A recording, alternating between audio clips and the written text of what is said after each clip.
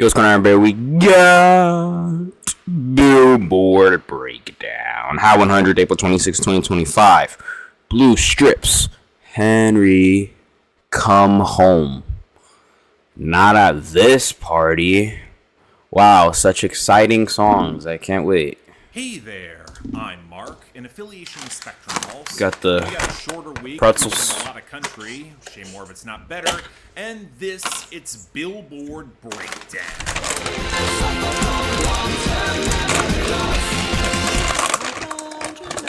Okay, so some of this feels like it was on me. I was hoping for a slowdown, and that's largely what we got, alongside a bit of Coachella spillover impact, but it didn't exactly lead to quality, certainly not when it came to our biggest new arrival, but then again, when I'm looking at what actually broke through this... Wait, Coachella affected this chart?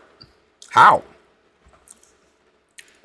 I don't have a ton of faith that any of it's going to stick around, so maybe more will be revealed down the line, or a bunch of it's going to last and then get swept away. Well, we'll have to see, but anyway, when we get to our top 10, to the surprise of nobody, Luther by Kendrick Lamar and SZA held that spot at number 1. It wasn't particularly close with the video boosting streaming. How many weeks did you say? Did you say weeks? Held that spot at number 1. It wasn't particularly close. Oh, no. With the video. That's like 12 weeks, no? Boosting streaming and their dominance on the radio only continuing. Again, I don't really see the challenger, and it's kind of stunning how well this is held on. And I say that predominantly because Die With a Smile by Lady Gaga and Bruno Mars went right back up to number 2 with renewed radio traction on its own, stable streaming, and better sales. And that was enough to Why though? knock back Nokia by Drake. They just felt like it, like fuck it, let's just do more radio. Down to number 3, where I think it just missed its shot to the top. Streaming is still strong, it's got great sales, yes, folks are buying this, but it's getting crushed on the radio margins, and the growth just isn't fast enough, provided it happens at all. And yet, it's still holding over for now. Pink Pony Club by Chappell Roan up at number 4, which is inching its way up the radio, despite the... This song being here is so weird to me, because, like, 2024 felt like just, like I heard so much about Chaperone. I mean, yeah, I'm still hearing a lot about Chaperone, but like that was Chaperone's moment, right? But like now, in like April 2025, she has a top 5 hit, but it doesn't seem as big as like it was like in 2024. Does anybody else feel that way? I don't know. I might be the only person who feels that way because it's just like oh yeah, this like it's all right. This song is here because like last year it wouldn't be surprising like oh like. Yeah, Good Luck Babe's doing pretty good. Yeah, I know that. And then I just kind of forget, like, this song exists here. Even though it's a really fucking good song, it's like, wait, really? Like, this is here right now? That's very interesting. Club by Chappell that might just be me, though. 4, which is inching its way up the radio, despite the streaming wavering, but truth be told... And even she put out a new single, but no one's fucking listening to that shit, so it's like, okay. It's probably going to get eclipsed by Ordinary by Alex Warren, which is up to number 5. And I still stand by, like, The Giver is not that great of a song. It's just okay, honestly. Better streaming, better sales, and picking up a lot of radio. Everyone loves the shit you were doing on fucking, what was it, Midwest Princess, and then you just immediately, like, 180 to, like, a fucking, country pop thing. I don't understand, but do whatever the fuck you want, I guess. The momentum and fast. I told y'all they would get on board with this. It's gonna stick around a while. Funnily enough, this leaves a bar song Tipsy by Shabuzi a bit stranded at number 6. It's declining. Hey, when you have the people on TikTok saying that the top 10 the top 10 has been way too still, and that we haven't been getting that many new hits in 2025. That's when you know it's a problem. Like, the TikTok people, they're like 2 months delayed, like 1 month delayed. You know what I'm saying? For the charts. But, like, now, like, when they realize that, like, we're not really getting any 2025 new hits, like, going up crazy like this, that has to be a problem, surely. Like, across the board, but a good week on streaming and robust margins, ensuring that it's going to take its time. And then we actually saw a game for Lose Control by... This is fucking... Like, this song shouldn't be here. This song should have left 3 months ago. And it's still fucking here. It's insane. It's just genuine insanity. Like, the more, like, time goes on, the longer charts... the longer songs are going to stay on the charts. I feel like we might need some new rules to come ahead because this being here for this long is genuinely insane. You know what I'm saying? I don't know, dude. Like, this is just like really, really. And then out of all the songs that could have that could have been here like for this long, it had to be this one. Like this song isn't terrible, but really, like it's really nothing special, you know. Teddy Swims at number 7, breaking records for this song in. But I mean, I see Bad Dreams kind of rising a little bit, so maybe that will kind of replace this song. Hopefully, I don't know. You gotta hope, bro. The top 10 with more streaming pickups despite radio's decline. Now, granted, part of this is also probably due to the losses off the debut for All the Way by Big X the Plug featuring Bailey Zimmerman at number 8, which did fall back, but nowhere near as much as I was expecting, with the streaming and sales holding up pretty damn well in order to compensate. I mean, this song isn't bad. No real clue what to do with it, which was kind of as expected, I hate to say it. And we'll end off the top 10 with 2 genuinely awful songs. Beautiful Things by Benson Boone rising to number 9 because... Still, like, how is this here? Like, it just genuinely blows my mind. We're at a point, we have, like, songs that have, like, 70 weeks in the top 10. Like, that just shouldn't be happening. Because it had a stable radio week and streaming games where I'll just blame Coachella, but at least it got over I'm the Problem by Morgan Wallen down at number 10, which the radio loved. Now, okay, people don't like this song. I don't really care for this song either, but at least it's something fucking new. Jesus Christ, man. Even as streaming is thankfully slowing down. Again, as soon as the album bomb hits, it might go straight to the top. Oh joy, we're not getting rid of Morgan Wallen that easily. But that naturally takes us to our losers and dropouts. Insert hackneyed joke about the audience of that last Morgan Wallen song that Farce the Music quite frankly does better. And in the latter group, the only 2 worth caring about are Good Luck Babe by Chapel Roan, handily clinching her year-end list spot for 2025 on a... Like, anyone else feel like... Okay, let me expand. Anyone else feel like Good Luck Babe being a hit was more of an event than Pink Pony Club? Extremely respectable run, and Heart of a Woman by Summer Walker likely just falling short. And we got a couple expected losers here too, which can be split between the debuts last week and the continuing drop-offs. Let's handle the latter group first, and start off with The Giver by Chapel Roan, which just is not catching fire at 51. Because it's not that good. Followed by Evil Jordan by Playboy Cardi at 87, and Dandelion by Ariana Grande at 100. As for the new debuts, can't say I'm not surprised that Azizam by Ed Sheeran fell to 39, and Caramel by Sleep Token fell to 68, or even that End of the World by Miley Cyrus hit... I'm not gonna lie, I've been bumping a little. I've been bumping some Sleep Token. I'm not gonna lie to you, bro. 69, but it is telling that big singles from marquee acts of the 2010s are not seeing traction this decade, and that's expected for an artist's career trajectory. It's just a little jarring to see in real time. I've covered these artists a lot on this show, so this is where things might get a little more interesting in our returns and gains, right? Well, not quite. In the former group, we got Fortnite by Taylor Swift featuring Post Malone back at 33. Apparently this is due to Record Store Day, and now I'm thoroughly annoyed that Taylor Swift didn't push any other singles from the Tortured Poets department, and Like Jenny by Jenny clawing back to 96. But the gains are intriguing, so let's start off with some of that Coachella impact, most notably for Lady Gaga with Abracadabra at 26, and Sorry I'm Here for Someone Else by Benson Boone at 30. Honestly, I didn't expect this, but like I probably should have. The thing with Coachella is the only clips I've been seeing is like Zed, John Mayer and Zed, Too Hotless, and maybe some Charlie, and that's all the clips I've been seeing. Like just on TikTok, it's just like Too Hotless, Zed, you know? I mean, I maybe seen like one clip or two of Benson Boone and Lady Gaga. I can't quite say Good News by Shabuzi is getting the same boost, but if anything, the story I didn't even know Shabuzi was at Coachella. Tangible streaming and decent radio. That's great to see. I want him to get another hit. And on a continued good note, I like that Big X the Plug is getting traction for the largest up to 82.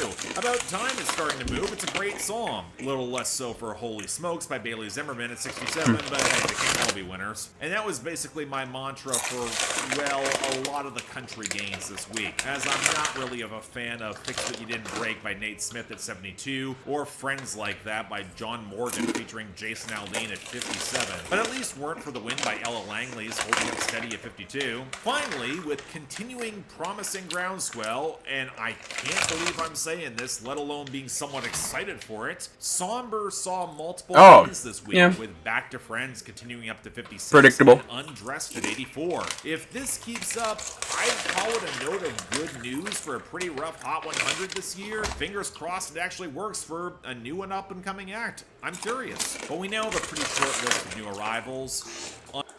And David is also going up, so keep that in mind. Unfortunately, we are starting off with number 98, Whiskey Drink by Jason Aldean.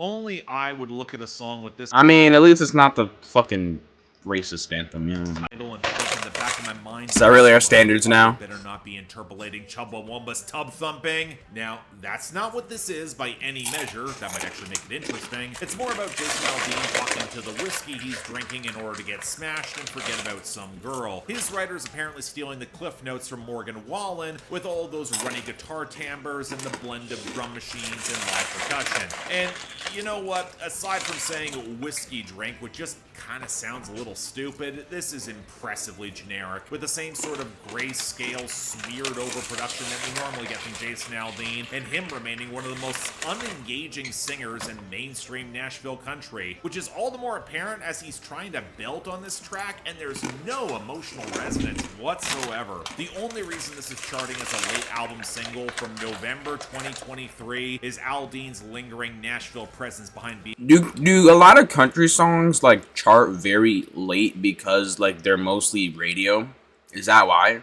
PBR. It might stick. Or is it like another reason? You're gonna forget this in record time. Number 97, Not at This Party by Dasha.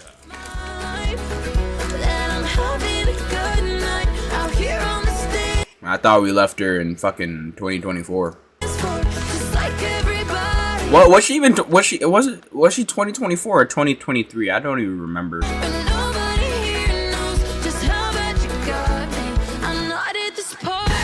So I was kinder to Austin by Dasha than a few of my peers. Yeah, it was a transparent swerve into pop country, but it was decent enough for it. If last year's hits weren't so strong, it could have had a credible shot for honorable mention, maybe. And honestly, I think this is better. It's definitely pulling from the twangier side of early 2010s indie folk with the reverb guitars, the shouts, the deeper kick drum, and that fast hydraulic, but the fiddle and the mandolin roots this in enough country in order to fit the frustrated angst of the song, where she got dumped and she's trying to get over it on the dance floor at this bar, largely failing because, well, her mind is not at the bar, very much back with this guy. What it reminds me of a lot is Life at the Party by Jake Owen, an old bro country deep cut from 2013 I dearly love about trying to enjoy that party and hold back how much the heartbreak really hurts. As both understand, if you keep the song this upbeat sing-along, it'll kinda help all the more. Truth be told, I don't know what's gonna happen with Dasha, especially as her album last year really didn't move beyond Austin, but she's working with Nashville veterans, and if this sticks around, I think would be better for it. Great little track, worth hearing. Number 94, Hands of Time by Eric Church. So easy when you listen loud guitars and words that rhyme.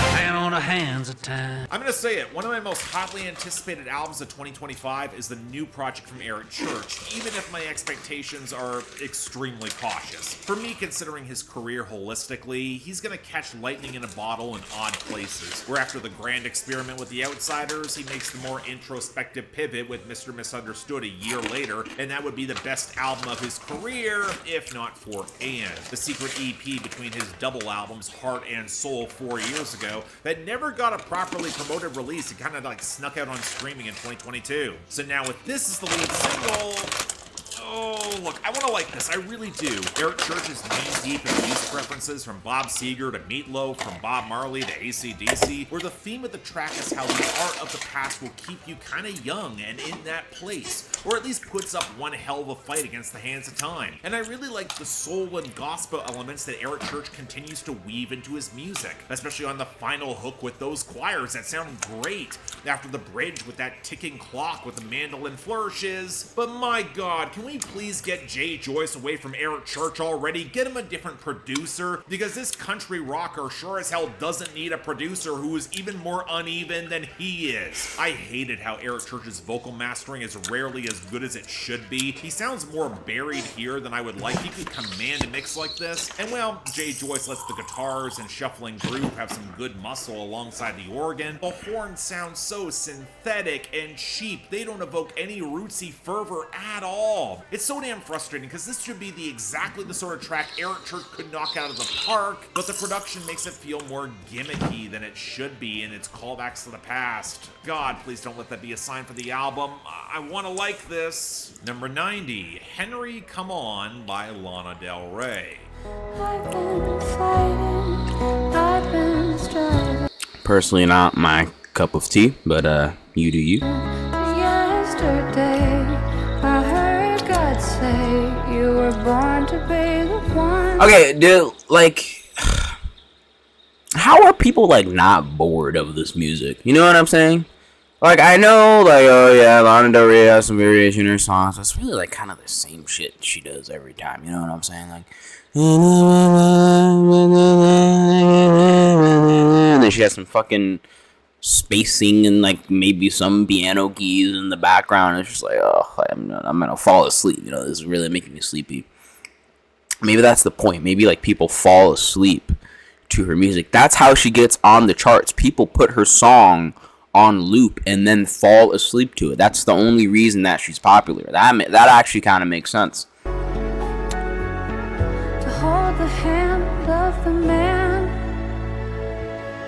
who flies too close to the sun. This might just be a week where nearly everything is country or country related, and funnily enough, I'm not as surprised by this being here as you might expect. Lana Del Rey's been signaling she's been looking to make a country pivot for a while now, which might be a loaded idea for her, because for me it sets up her vintage stylings alongside all the rest of the women who can do it just as well, if not better, in the scene. But I've also been saying that for over 10 years now, and Lana Del Rey is working with Luke Laird, who generally knows what he's doing behind the boards, so the song, it's fine.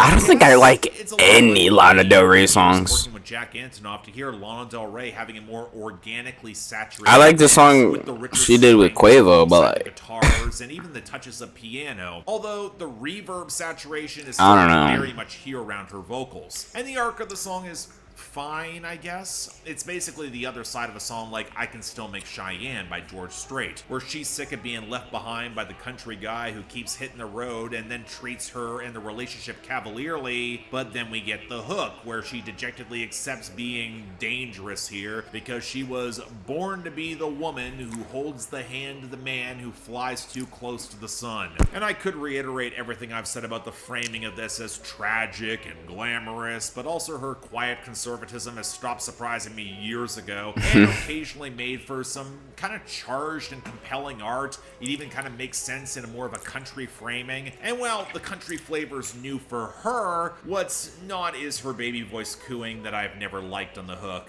It sounds more full and supported this time around. I'm just not a fan of her in that register. I guess what catches me off guard is I'm like starting to feel sleepy, like listening to the song in the background. Oh my god. Fits within this style, but it's also a cliche she's hit many times before. It doesn't feel that unique or interesting. Not bad, but I'm not going to seek it out. And finally, number 81, Blue Strips by Jesse Murph. Had to get back at you, I had to get back at you, yeah. Got a new man, got a new... Is this even country? This isn't even really country, honestly. Like, this is like kind of like, this has like a trap fucking snares and drums and shit. Has Jesse Murph even, no, she's done this before, right? I mean, she's probably had like some like trap drums or snares on her fucking songs before. Well, this song is very good. I don't know what else to say. It's not good.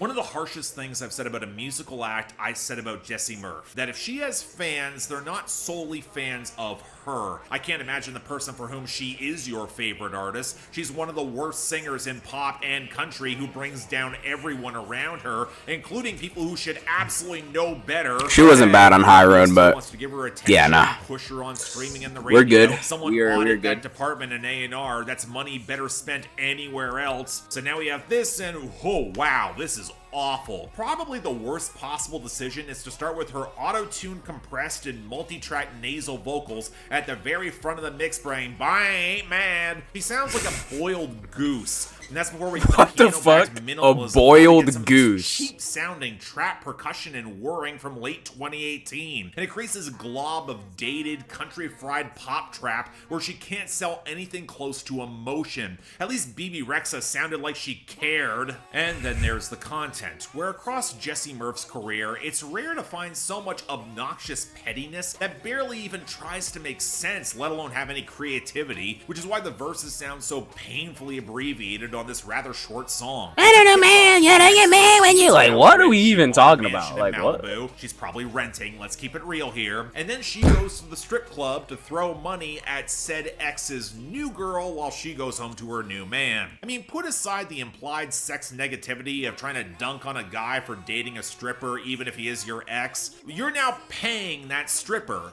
And the second verse is all about these veiled threats about exposing him, where she's not even getting mad, she's getting even. Please don't put it in the papers that she got mad. And there's just no teeth to any of it. She sounds like she's bluffing. If she is actually mad, why even bother with attempted blackmail you can't back up? And if you're actually not mad, why do any of this and come across as shallow and petty and vacant as possible? I'm legit shocked that Becken produced this garbage. His biggest credits have been with Kendrick Lamar on Mr. Morale and Damn, the 88 Rising Crew, most recently Hosier. I mean, I hope the paycheck is good. No, this guy got paid millions to do this shit. He was like, fuck it, bro. What's worse is that there is a part of the hook that's catchy in the worst way possible. It's gonna annoy itself into sticking in your head, so I got the distressing feeling that when this gets shipped to radio, it might just catch on. It shouldn't, because it sucks. Skip it. And yeah, short week with a lot of country adjacent stuff, but Jessie this Murph week is was running shit. away with the worst for blue strips. It's not even close. Damn. Best of the week.